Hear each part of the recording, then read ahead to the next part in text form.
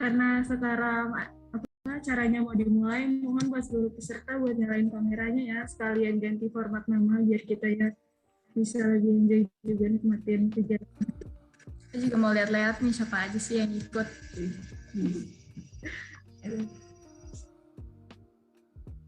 Assalamualaikum warahmatullahi wabarakatuh. Selamat pagi semua, apa kabar semuanya? Ya semoga semuanya sehat-sehat ya. Pagi. Waalaikumsalam warahmatullahi wabarakatuh. Waalaikumsalam warahmatullahi wabarakatuh. Ibu dan Bapak fasilitator, kakak kelas, teman-teman dan adik kelas SMP Sekolah Cikeas, dan teman-teman dari SMA Yadika 11 Jatirangga, SMA 2 Gunung Putri, SMA 1 Gunung Putri, SMK 1 Gunung Putri, dan SMA N2 TPI. Serta teman-teman sekolah lain yang telah menyisihkan waktunya untuk hadir pada acara buku kita pada hari ini. Puji syukur kita panjatkan kepada Tuhan Yang Maha Esa sehingga kita semua dapat hadir di Zoom meeting ini dengan keadaan sehat walafiat. Nah, pada hari ini kita akan melaksanakan acara yang diselenggarakan oleh OSIS Sindiko, yaitu OSIS Sekolah Alam Cikeas, yang bernama Book Week. Nah, sebelum kita mulai, ada yang tahu nggak sih apa itu Book Week? Nah, Book Week ini tuh salah satu acara dari SMA Sekolah Alam Cikeas yang kita jalanin setiap tahunnya secara turun-menurun untuk meningkatkan literasi digital remaja-remaja generasi kita. Nah, sekarang kita tahu nih ada kegiatan apa aja sih hari ini.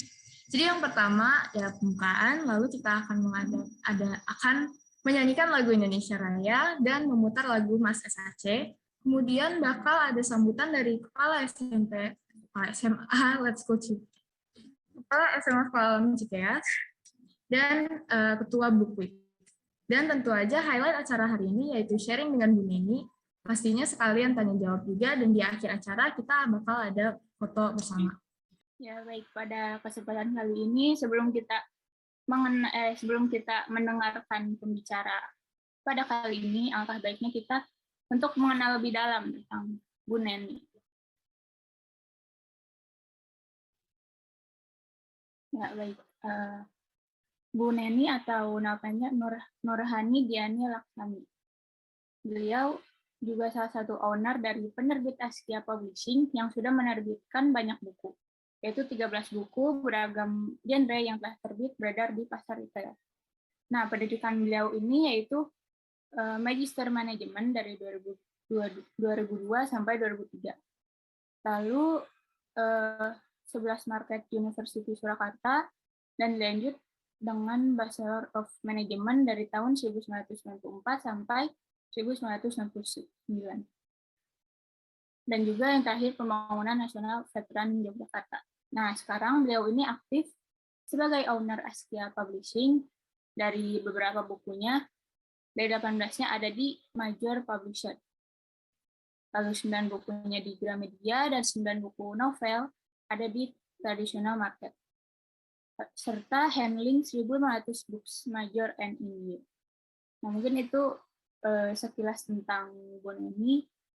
Semoga setelah acara ini berlangsung akan banyak materi yang bisa kita dapat dari Bu Neni. Ya, oke. Makasih buat kakak moderatornya. Dan kemudian, Fai, tahu nggak sih sekarang tuh kita mau bahas apa aja sama Bu Neni? Apa ya? Kita tuh hari ini mau bahas tentang pemanfaatan literasi digital dalam menggali informasi. Ya, kamu tahu Pak, sekarang tuh udah zaman digital. Banyak orang yang lebih milih nyari informasi lewat digital. Jadi hari ini tuh Bu Neni bakal sharing apa aja sih manfaatnya literasi digital. Oh gitu, wah benar juga ya. Nah jadi sebelum ya boleh dimulai langsung dari Bu Neni. Untuk Bu Neni dipersilakan. Yeay. Baik, terima kasih. Assalamualaikum warahmatullahi wabarakatuh. Waalaikumsalam Bu Neni. Waalaikumsalam warahmatullahi wabarakatuh. Ayo semangat. Selamat pagi semua teman-teman. Selamat sejahtera. Walau keadaan kita COVID kemarin ya masih tinggi dan kita lebih banyak di rumah, tapi kita harus tetap produktif, harus tetap semangat menghadapi situasi ini.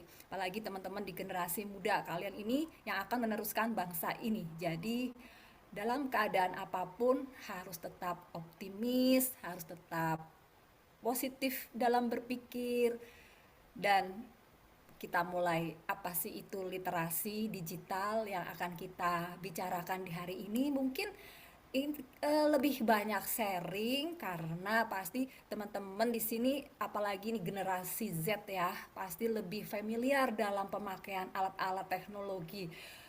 Bunda Neni aja punya anak SMP sama SD kelas 6, lebih pinter, lebih jago kalau buat video, terus buat presentasi. Jadi Bunda Neni pun yang udah generasi apa ya, namanya generasi Gen X, masuknya Bunda Neni Gen X ini juga banyak belajar sama anak Bunda Neni nih. Jadi teman-teman di sini pasti akan lebih jago dalam aplikasinya. Hanya saja sejago kita apapun, kita itu tetap mempunyai budaya. Jadi seperti juga kehidupan sehari-hari dalam berliterasi digital, kita pun harus mempunyai pegangan berbudaya, berliterasi yang sopan, yang santun. Seperti kita adalah orang timur, teman-teman. Kita itu orang timur yang diakui, kita mempunyai nilai-nilai kesopanan yang tinggi, dan itu yang harus kita junjung tinggi, harus kita pertahankan sampai kapanpun. Karena itulah Indonesia yang harus tetap kita cintai dan tetap kita dukung, kita support, karena kecenderungan mungkin kecenderungan anak-anak muda sekarang mungkin menyukai budaya-budaya luar, bukan berarti kita meninggalkan budaya atau menjatuhkan budaya kita. Itulah PR buat teman-teman semua, bagaimana kita mengangkat martabat bangsa kita sendiri di dunia. Oke. Dan literasi digital ini semakin membooming, walaupun ini sudah mulai muncul adanya internet, komputer. Itu adalah masa prasejarah mulai kita berpindah atau mengenal apa itu literasi digital. Nah, oke, next teman-teman, next boleh ininya. Apa itu literasi? Kira-kira ada yang mau bantu Bunda Neni? Siapa tuh? Kita sering ngobrol literasi itu apa sih sebenarnya? Ada yang mau coba menjawab? Jadi biar nggak ngantuk nih, kita ngobrol aja. Kalau Bunda Neni yang ngomong terus, nanti ngantuk.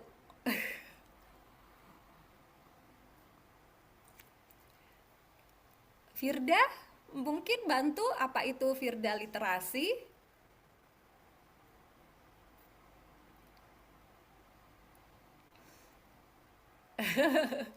Oke deh, jadi gini, kita memulainya dengan iya, Firda mau coba, Kak Firda. Jadi kita sering ngobrol nih, literasi di mana-mana literasi, hidup kita juga literasi, perilaku kita di masyarakat juga literasi. Jadi apa sih itu literasi? Jadi literasi itu adalah secara umum merujuk kepada seperangkat kemampuan dan keterampilan kita dalam membaca, menulis, berbicara, menghitung, dan memecahkan masalah yang ada di sekeliling kita atau di sekitar kita. Dan itu sangat diperlukan dalam kehidupan sehari-hari. Jadi intinya tuh kemampuan diri kita sendiri, bagaimana kita mengolah dalam kemampuan kita membaca, menulis, yang akhirnya juga efeknya adalah apabila ada masalah, kemampuan kita memecahkan masalah itu.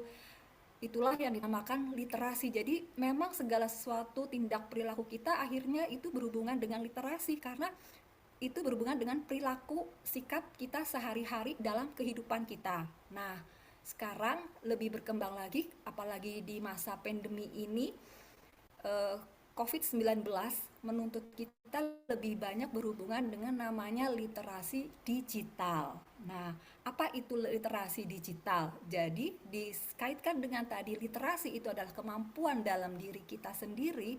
Literasi digital itu kemampuan yang kita perlukan dalam penggunaan yang berhubungan dengan teknologi, kemudian komputer, yang sifatnya itu harusnya mempermudah kita dalam memecahkan masalah yang ada di saat ini, seperti adanya komputer, internet, beberapa digital aplikasi-aplikasi dalam masa pandemi ini sudah pasti nyata fungsinya. Kayak kita nih sekarang sedang melakukan literasi digital. Bunda Neni ada di Cibubur, teman-teman ada di Cikeas, di sekolah, kemudian ada yang di Sumatera tadi. Kita bertemu dalam satu forum, dalam satu kotak yang kita namakan perangkatnya adalah komputer. Ini namanya kita sedang melakukan literasi digital, dan ini adalah salah satu literasi digital positif karena di sini kita niatnya adalah sama-sama untuk sharing, untuk belajar, karena nantinya juga ada literasi digital yang berefeknya negatif. Oke, dan mungkin ada Bunda Neni kasih beberapa pendapat apa sih itu literasi digital dari beberapa tokoh ya. Di sini Bunda Neni ambil ada dari Paul Gilster. Jadi kita juga bisa berbicara secara ilmiah dari pendapat-pendapat tokoh. Kalau beliau dalam bukunya yang berjudul Digital Literacy 1997, menurut Gilster, literasi digital adalah kemampuan untuk memahami dan menggunakan informasi dalam berbagai bentuk dan sumber yang sangat luas yang diakses melalui piranti komputer. Nah, memang kita kan sekarang tidak bisa lepas dari mesin pencarian Google searching ya. Kalau ada apa-apa kita pasti akan lebih mengarah ke situ dulu daripada kita diskusi sama orang di sekitar kita. Dulu zaman sebelum ada Google searching nih, zamannya Bunda Neni, untuk mencari informasi atau sumber-sumber untuk memecahkan apa yang ada masalah di diri kita, biasanya kita diskusi sama orang yang kita percaya. Kalau Bunda Neni dulu ya sama ibu, sama bapak. Zamannya SMA kalau ada masalah ini belum ada tuh internet. Jadi memang kedekatan atau diskusi dengan orang tua di zaman Bunda Neni pasti lebih dekat karena apa-apa ada masalah kita larinya ke orang tua dulu. Nah, tapi zaman sekarang bisa jadi teman-teman pun kalau ada hal-hal yang sensitif malu untuk ditanya ke orang lain, bahkan ke orang tua, itu pasti larinya ke Google searching. Nah, jadi memang digital itu literasi digital ada positif dan negatifnya. Kalau dulu positifnya anak-anak pasti apa-apa lebih dekat sama orang tua karena lebih diskusi dulu sebelum mencari dari luar. Tapi kalau di sekarang bisa jadi mungkin hampir 75% mereka lebih mencari tahu sendiri sebelum ke orang tua. Nah, di sini juga teman-teman harus bisa mensikapi karena apa yang ada terpapar di depan kita itu pun juga sebenarnya inputannya masukan pendapat dari orang yang belum tentu benar. Jadi tetap peran orang tua di sini teman-teman harus menghargai. Kalau memang sesuatu yang kita hadapi itu sensitif, akan lebih bijak teman-teman tetap berkomunikasi dengan ayah dan bunda. Itulah salah satu kita mensikapi kehadiran adanya literasi digital di sekeliling kita. Kemudian juga ada pendapat dari tokoh lain yaitu David Barden. David Barden ini memberikan pemahaman baru mengenai literasi digital, yaitu literasi yang berakar pada komputer dan informasi. Nah, otomatis memang betul dengan adanya alat-alat ini kita akan dapat banyak informasi, di mana informasi itu pun tetap ingat itu ditulis oleh orang, sumbernya dari orang juga, bukan dari mesin yang tidak mempunyai akal atau nurani, dan itu dari orang hanya dimasukkan dalam engine, pastinya kita pun dalam menginterpretasi atau menelaah juga harus lebih dalam. Kalau memang bingung, jangan ragu untuk tetap bertanya kepada ayah bunda atau bapak ibu guru di sekitar kita. Apa sih ini maksudnya? Apakah ini bagus? Apakah ini tepat? Nah, ada satu pendapat lagi yang dari UNESCO, yaitu United National Educational, Scientific, dan Cultural Organization. Ini yang pas banget buat kita, bahwa menurut UNESCO di 2011, literasi digital adalah kecakapan atau life skill yang tidak hanya melibatkan kemampuan kita dalam menggunakan perangkat teknologi, tetap informasi dan komunikasi, tetapi juga melibatkan kemampuan untuk dalam pembelajaran kita nih, bagaimana kita bersosialisasi, bagaimana kita berpikir kritis, bagaimana kita kreatif, serta inspiratif dalam memakai kompetisi digital. Nah, ini yang pemahaman dari UNESCO ini yang memang harus benar-benar kita terapkan lagi. Banyak teman-teman yang sudah pasti lebih pintar dalam mengoperasionalkan komputer, mungkin membuat situs-situs, website. Tetapi kalau ini tidak dibarengi dengan perilaku kita untuk mengarah hal yang positif atau baik, bisa jadi kita akan terbawa ke hal-hal yang mungkin apa yang kita buat itu efeknya negatif buat diri kita sendiri, juga buat orang lain. Ini yang teman-teman harus waspadai dan harus cegah, jangan sampai kita menjadi korban literasi digital. Karena intinya literasi digital itu adalah mempermudah kita dalam pemecahan masalah sehari-hari, meringankan pekerjaan kita, dan hal-hal yang lebih positif, bukan malah menjadikan kita terjerumus ke hal-hal yang negatif. Oke, next. Nah, kemudian apa sih makna yang harus kita lakukan dalam literasi digital ini? Dari suatu bukunya Bapak Yuda Pradana dan dalam atribut kewargaan digital dalam literasi digital di buku 2018, sebenarnya literasi digital itu memiliki 4 prinsip dasar. Yang pertama, boleh di next Kak.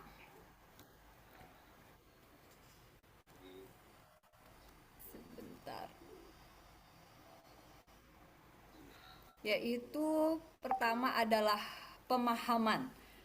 Pemahaman kita sebagai pemakai alat-alat digital atau masyarakat itu harus memiliki kemampuan untuk memahami informasi yang diberikan oleh media, baik secara implisit maupun eksplisit. Jadi banyak sekali media di sekitar kita yang memberikan informasi yang mungkin subjeknya sama tetapi berbeda-beda dalam menyajikannya. Baik itu secara terang-terangan, ada yang headline-nya biasanya terang-terangan atau dengan menggunakan eksplisit atau perumpamaan yang membuat kita agak berkelut, maksudnya apa ya, tapi ada juga yang to the point. Nah, pemahaman juga dalam isi beritanya ini yang harus kita cermati, harus kita pegang pemahaman dari setiap berita yang ada, informasi yang di depan kita. Kemudian yang kedua adalah prinsip kedua adalah saling ketergantungan. Jadi antara media yang satu dengan media yang lain itu menyajikan ke kita itu sebenarnya untuk bisa untuk membandingkan, bisa untuk melengkapi. Media ini bercerita seperti ini, media ini bercerita seperti ini. Nah, di situ juga kita bisa saling menterkaitkan. Kalau menurut ini kok seperti ini ya, kalau menurut ini, oh berarti kita bisa mengambil kesimpulan apakah itu untuk saling menjatuhkan, untuk mengunggulkan media-media tersebut, atau oh kalau ini, oh berarti kelengkapannya ada di media ini nih, ini yang lebih lengkap nih. Kadang kan kita berbicara up to date, ini nih yang lebih lengkap. Nah, teman-teman di sini bisa eh, mencoba untuk mencari mana yang paling pas. Karena satu sama lain tuh media sebenarnya memaparkan keunggulan masing-masing. Nah, mana yang dirasa paling eh, manusiawi atau yang kayaknya sih ini deh berita ini yang lebih bisa kita pegang. Kemudian adalah faktor sosial. Kita adalah makhluk sosial di mana media itu adalah ada ketergantungan media dengan kita karena kita yang akan menyerap dari masing-masing berita yang mereka sajikan, dan media sendiri pun membutuhkan kita untuk feedback dari informasi yang mereka dapatkan. Karena dengan kasih feedback mereka juga berarti merasa bahwa media ini harus tetap berdiri, harus ada. Jadi memang antara digital media dan kita pun ada hubungan kolaborasi, mutualisme, saling membutuhkan. Kemudian yang keempat adalah kurasi. Kurasi adalah kemampuan masyarakat atau kita memiliki untuk mengakses, memahami, serta menyimpan informasi yang ada untuk dibaca tidak seketika itu. Jadi dengan adanya digital informasi pun, misalnya kita dalam keadaan waktu yang sempit, kita belum sempat membaca, kita bisa menyimpan linknya atau kita bisa download dulu, kemudian akan kita baca setelah kita ada waktu untuk membacanya. Oke, boleh di next Kak. Nah, jadi apa sih manfaat literasi digital dalam kehidupan kita? Nah, dalam bukunya Ibu Eti Sumiati dan Bapak Wijonarko, yaitu tentang terutama dalam manfaat literasi digital bagi masyarakat dan sektor pendidikan di saat COVID-19 ini, terutamanya literasi digital itu telah membawa banyak manfaat di kehidupan masyarakat. Apa saja? Pertama yaitu, boleh Kak di next. Kita dalam mencari dan memahami informasi bisa dengan cepat, dan kita akan dapat banyak masukan atau wawasan dalam literasi digital ini. Kita akan cepat tuh mencari informasi, tinggal searching apa sih informasi yang kita butuhkan di mesin pencarian. Nah, kalau dulu zaman sebelum ada digital, ya seperti tadi Bunda Deni ceritakan, kita pasti lebih banyak bermusyawarah dulu, berdiskusi antar orang yang di sekitar kita, dan itu pun belum tentu kita bisa cepat mendapatkan informasi. Sekarang dengan adanya digital, kita share satu berita di grup aja, minta bantu share, pasti akan cepat menyebarkan informasinya. Demikian juga kita mencari berita, pasti di situ ada terpampang, udah banyak nih, tinggal kita pilih mana nih yang kita butuhkan. Nah, yang kedua, adanya digital ini juga meningkatkan kemampuan individu untuk lebih kritis. Nah, di sini pun karena ada kemudahan kita dapat banyak informasi, bukan berarti kita terima apa adanya informasi-informasi tersebut. Kita dituntut untuk berpikir juga kritis. Jadi jangan menerima mentah. Kita telaah dulu, kita evaluasi dulu informasi tersebut, apakah memang yang dimaksud kita cari ini, apakah ini betul, apakah ini sudah kapasitas yang kita butuhkan. Nah, di sini otomatis adanya literasi digital harusnya membuat kita lebih berpikir untuk kritis. Nah, ketiga, menambah penguasaan kosakata individu atau vocab. Kita pasti kalau kita banyak membaca dalam literasi digital yang ada tersaji, kita akan menemukan beberapa kata-kata atau bahkan banyak kata-kata baru yang kita tidak pahami, dan itu menuntut kita mencari apa sih ini maksudnya kata ini, karena akan banyak kosakata atau masukan-masukan dari setiap tulisan yang ada dalam setiap kita mencari sumber penulisan.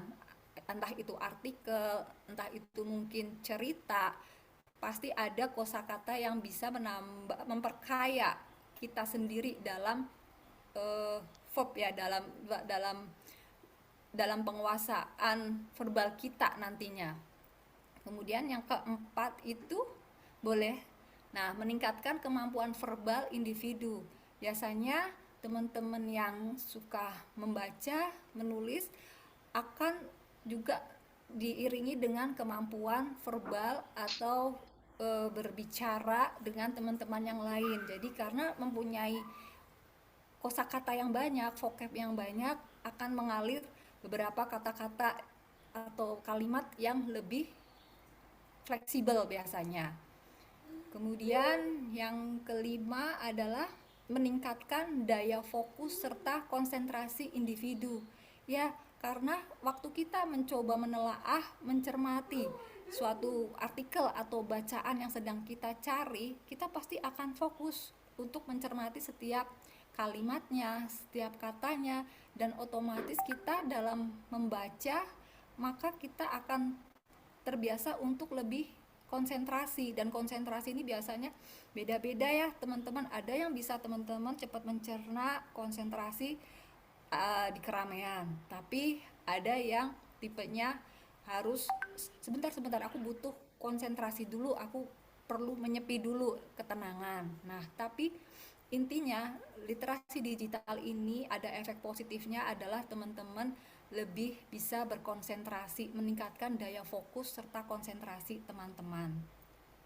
Yang keenam, menambah kemampuan individu dalam membaca, merangkai kalimat, serta menulis informasi. Di sini maksudnya kalau kita terbiasa membaca, setiap hari kita mencoba membaca satu artikel saja atau apa, secara tidak langsung itu membuat kita pun terbiasa untuk mudah dalam menulis. Kita akan lebih mengalir dalam saat kita dituntut, ayo kamu tulis tentang masalah ini, materi ini. Karena kita terbiasa baca, biasanya mengalir aja tuh kata-kata, oh ya, menulis. Nah, literasi digital ini akan mendukung sekali teman-teman untuk menambah kemampuan dalam membaca, merangkai kalimat, dan menulis informasi. Oke, yang ketujuh itu informasi yang up to date. Nah, apa sih sekarang untuk mencari berita up to date, kembali kita ke mesin pencarian dan kita akan mendapat dalam detik itu berita yang terakhir itu apa. Kalau dulu kita belum ada mesin pencarian, belum ada komputer, biasanya kita menunggu koran pagi, Kompas atau apa ya, dulu udah langganannya memang Kompas sih. Tunggu Kompas besok apa nih beritanya. Jadi masih ada jeda sehari untuk mendapat berita yang up to date. Kadang udah datang, udah ada yang up to date lagi sebenarnya beritanya dari yang udah baru kita baca dalam bentuk koran. Beda dengan literasi digital, dalam hitungan detik, setiap detik kita akan selalu dapat berita update. Atau juga kalau mudahnya kita mau pesan ini apa ya, pesan kereta mau pergi, kita bisa dengan mudah bisa mengakses aplikasinya. Oh, kereta ada nih sore nanti, kita bisa beli, kita bisa langsung beli juga, langsung bisa dapat nomornya, udah langsung bisa dapat jadwalnya dalam hitungan menit. Beda dengan zaman dulu, kita kalau mau pergi kemana-mana itu udah jauh hari dulu ke stasiun ngantri, beli langsung baru dapat tiketnya, pulang lagi ke rumah. Jadi adanya literasi digital, informasinya up to date. Kemudian yang kedelapan itu belajar melatih keterampilan. Dalam hal ini kita bisa belajar keterampilan apa saja, tidak harus datang, tapi bisa dengan otodidak. Banyak sekali hal-hal yang bisa kita pelajari dari misalnya tutorial YouTube, situs-situs pembelajaran. Ini memudahkan sekali di generasi sekarang ya teman-teman, untuk adanya digital kita berlatih berbagai keterampilan. Beda dengan dulu, kalau mau belajar komputer pun kita harus kursus dulu, harus datang dulu. Tapi sekarang apapun sistem pembelajaran, keterampilan tinggal dicari aplikasinya, tinggal dicari websitenya, situsnya, kita bisa belajar sendiri tanpa harus pergi-pergi di tempat saja. Jelas itu efeknya 9, menghemat waktu kita karena tidak perlu transportasi ke tempat kita belajar, tempat kita mencari sesuatu yang kita perlukan. Nah, apalagi ya yang ke-10 itu memperluas jaringan. Nah, bener banget, memperluas jaringan. Literasi digital seperti adanya apa nih yang sekarang Instagram, Facebook, kemudian TikTok. Di situ selain kita ketemu teman-teman yang lama, bisa berhubungan, kita juga bisa ketemu teman-teman baru. Dan biasanya itu jadi memperluas jaringan kita, apalagi kalau kita bertemunya dalam satu komunitas, sama-sama misalnya komunitas menulis, komunitas pencinta alam. Di situ kita bisa memperluas jaringan, bisa akhirnya bisa bekerja sama, bisa melakukan kegiatan-kegiatan bareng. Disitulah kemudahan adanya literasi digital. Lagi-lagi literasi digital itu banyak sekali positifnya. Yang ke-11, belajar lebih efisien dan cepat.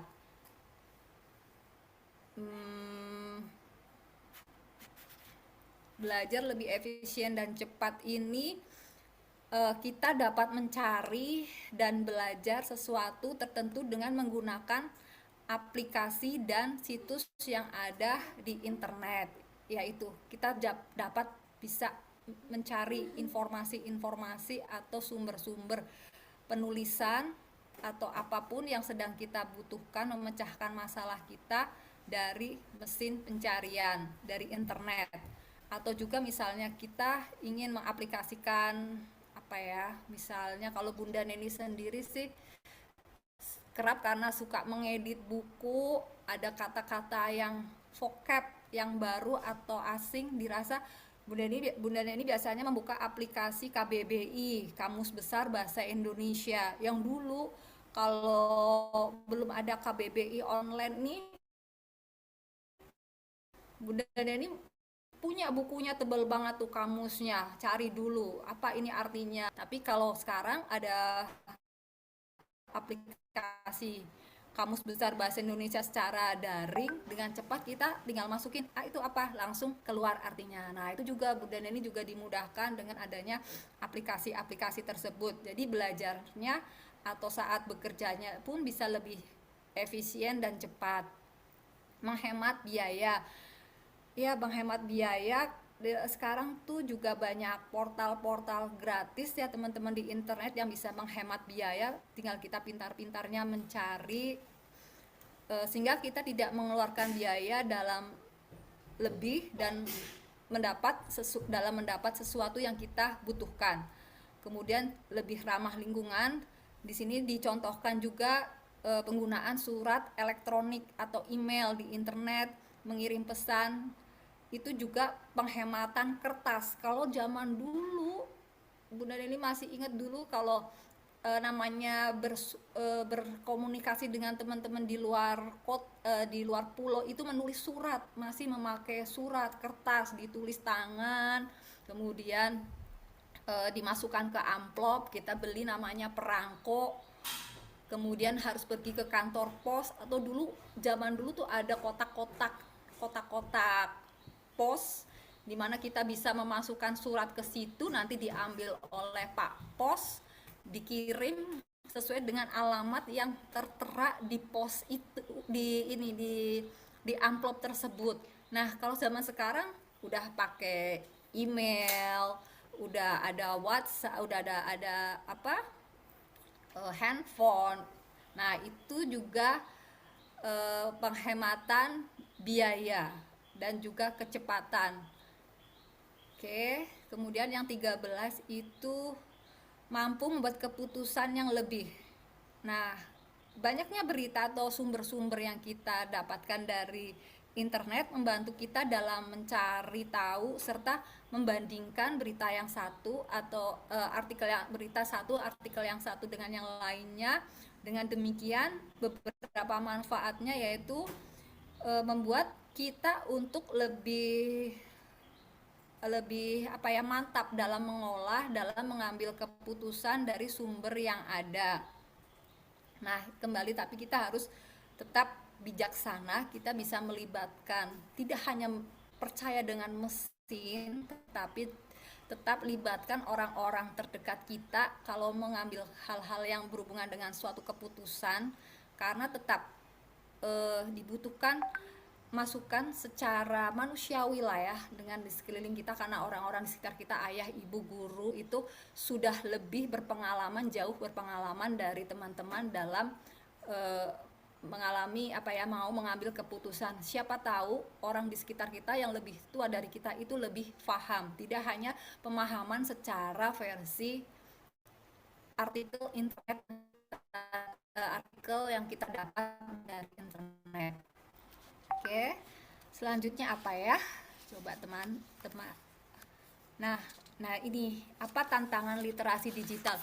Dari sekian tadi ya banyak banget positifnya dari literasi digital. Memang filosofinya, konsepnya literasi digital itu banyak hal yang mempermudah kita, harusnya mempermudah kita, membawa kita ke hal-hal yang positif. Jangan malah kita menjadi korban literasi digital. Oh ya, korban literasi digital itu tadi kalau menurut pendapat di UNESCO ya bisa jadi kita tidak bijak nih. Kayak kita misalnya yang sudah mempunyai handphone, memegang handphone, tidak batasan waktunya tidak kita alokasi dengan baik, itu juga bisa dibilang kita handphone, waktu maupun kontennya. Kita pun harus bijak mencari konten-konten, menemukan konten-konten yang memang kita butuhkan dalam kehidupan kita untuk mengarahnya ke hal-hal yang positif, bukan konten-konten yang negatif. Oke, boleh teruskan Kak. Nah, ini dia, ini adanya digital, literasi digital tadi seperti Pak Rizal juga katakan, banyak banget arus informasi yang berseliweran di sekitar kita yang harus kita kita olah lagi, jangan kita terima mentah-mentah, apalagi langsung kita share kalau belum tentu benar beritanya, atau apa sih berita hoax. Nah, ini perlu pelatihan dari diri kita sendiri. Ini adalah memang tantangan yang harus kita antisipasi dalam setiap penggunaan teknologi informasi dan komunikasi. Nah, arus informasi yang banyak inilah yang menjadi tantangan dari literasi digital, di mana kita dalam bersamaan banyak menerima informasi, tapi dituntut kita juga harus pintar memilih. Disinilah literasi digital diri kita itu berperan, yaitu kita untuk mencari, menemukan, memilah, serta memahami informasi itu yang benar dan tepat. Itulah teman-teman, jadi di sekian banyak positifnya, tapi kita pun dibutuhkan dari kitanya sendiri adalah pemahaman juga penekanan diri di hati. Kadang kita tuh beritanya gini banget ya, kita terbawa arus emosi, terbawa ingin juga menyebarkan, entah itu karena kita unsurnya pertemanan atau solidaritas, karena apalagi jiwa muda gampang terpengaruh, gampang terbawa. Itu yang teman-teman harus endapkan. Ada berita, endapkan dulu, bener enggak ini. Jangan sampai kita salah menyebarkan berita, jangan sampai kita atau kita sendiri menuliskan berita yang salah, karena jejak digital literasi itu selalu ada. Meskipun kita menghapus, sebenarnya yang memiliki aplikasi tersebut mereka menyimpan yang ada dan itu bisa sewaktu-sewaktu dikeluarkan. Kadang udah aman, udah di delete, udah kita hapus, tetapi sebenarnya jejak di literasi digital itu tidak hilang. Jadi saat kita mau memposting, saat kita mau men-share, atau saat kita berkomunikasi perlu hati-hati dalam hal ini.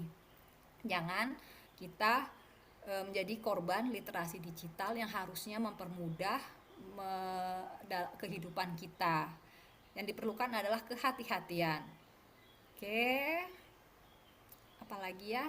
Apa yang bisa kita tulis? Coba, ini mungkin Bunda Neni lebih sharing keseharian karena Bunda Neni sehari-hari adalah kegiatannya berhubungan dengan dunia tulis menulis.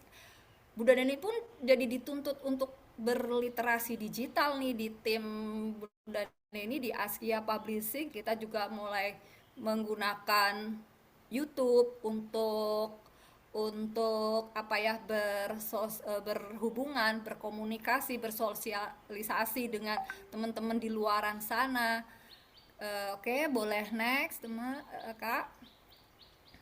Apa yang bisa kita tulis? Nah, berbagai media sosial nih, teman-teman pasti ada yang aktif di TikTok, di Instagram, di Facebook, Twitter, WhatsApp, kemudian Google AdSense ya, kemudian ada mungkin yang suka ngeblog, ada di WordPress atau Blogspot. Nah, ini adalah media-media sosial teman-teman yang bisa dimanfaatkan untuk berbagi dan ini semua tidak terlepas dari kemampuan literasi teman-teman dalam menulis, dimana di sini bisa jadi media teman-teman untuk berkomunikasi secara tulisan, tapi dituntut bagaimana sih kita bermedia sosial yang baik. Kalau Bunda Neni sarankan, kalaupun ada kita menulis apa ya, kadang suka pasti curhat atau apa, disarankan juga dalam penulisannya yang lebih ke arah yang positif, tidak menjelekan. Misalnya kita sedang bermasalah dengan teman, menjelekan atau bahkan menyebutkan nama teman kita di dalam media sosial, karena kedepannya pun atau mulai sekarang pun akan dibuat banyak aturan undang-undang agar dalam media sosial itu kita juga memakai adat sopan santun dalam berbicara. Jadi banyak media-media di sini dan yang penting sih teman-teman itu ada berita atau ada masalah itu lebih diendapkan dulu sebelum kita ingin mengeksplor atau menuliskan dalam yang namanya media sosial atau hal-hal yang berhubungan dengan digital, karena yaitu akan menjadi jejak digital kita seumur hidup. Jadi perlu banget hati-hati di sini teman-teman. Dan itu tidak bisa dihapus. Oke, coba nextnya. Nah, ini adalah berbagai platform digital juga, di mana teman-teman kalau yang suka menulis banyak, tidak hanya mungkin menulis yang pendek-pendek, bisa ada namanya digital platform Wattpad. Pasti teman-teman udah familiar ya, di sini banyak banget novel. Kembali lagi ke teman-teman, di sini pun kita mesti bijak nih, cerita atau novel yang sesuai dengan kita yang mana. Kalau mungkin teman-teman tergoda untuk baca yang belum saat usianya, kembali kita harus olah hati kita kembali untuk tetap berdigital, literasi digital yang baik. Nah, di sini Wattpad teman-teman bisa menulis cerita, cerpen, novel, puisi. Kemudian ini semua Bunda Neni juga ada. Bunda Neni juga punya Wattpad, punya storyal juga. Di situ ada tulisan-tulisan novel, tulisan-tulisan cerita pendek juga. Di titik koma itu banyak sekali juga novel-novel Bunda Neni, boleh di searching pakai Neni Makmun kalau mau baca-baca cerita.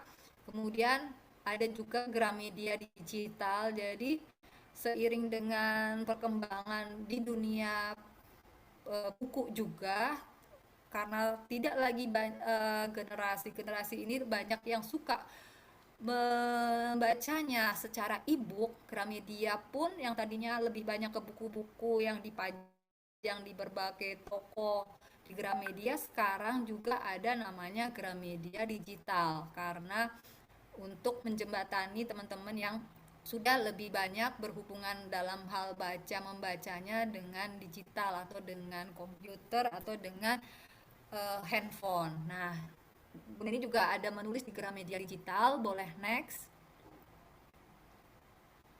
Nah, Gramedia Digital ini adalah yang disebut dengan e-book Gramedia Digital. Teman-teman bisa searching, kembali coba dengan masukkan nama Bunda Neni Makmun, di sini akan bisa baca di situ. Itu salah satu contoh-contoh buat Bunda sendiri yang hubungannya dengan Gramedia, yang hubungannya dengan literasi digital itu apa sih? Dulu buku ini hanya ditulis atau terbit dalam bentuk buku. Jadi ini ada dua versinya, versi dalam buku nyata dan kebetulan diajukan di Gramedia, dibeli untuk dirubah dalam bentuk e-book. Kalau buat pribadi, buat Bunda Deni sendiri, ini merupakan terobosan literasi digital yang positif ya teman-teman. Jadi tidak hanya dalam konteks, tidak hanya dalam wujud buku nyata, tapi sekarang juga beralih ke e-book, di mana e-book ini penjualannya bisa mendunia. Beda kalau hanya dalam bentuk buku. Dalam bentuk buku itu hanya ada di toko-toko Gramedia saja, tapi sekarang dalam e-book Gramedia, teman Bunda Neni yang ada di Belanda, di Jerman, kalau butuh buku Bunda Neni, udah kamu lihat aja e-booknya ada di Gramedia Digital, tinggal kasih linknya, mereka bayar, udah bisa baca. Beda kalau Bunda Neni tidak melek literasi digital atau tetap bentuk buku saja. Tulisan Bunda Neni ya hanya di seputaran di sekitar Indonesia saja, tapi sekarang teman-teman yang ada di luar negeri pun mereka dengan mudah mengakses buku-buku Bunda. Nah itu teman-teman, jadi kita coba apa yang ada, aplikasi-aplikasi yang bisa terjangkau luas itu diisi dengan sesuatu yang bisa juga menguntungkan kita dan positif buat orang-orang di sekitar yang menerima. Oke, selanjutnya Kak, boleh.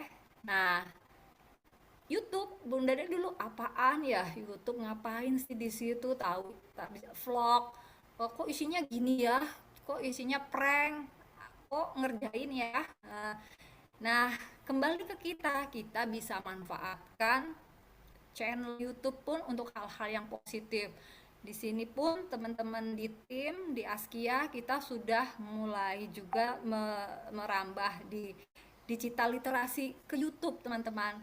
Dan di sini kita coba sharing di dalamnya. Teman-teman nanti boleh ya, jangan lupa ya subscribe, like, and share tetap ya.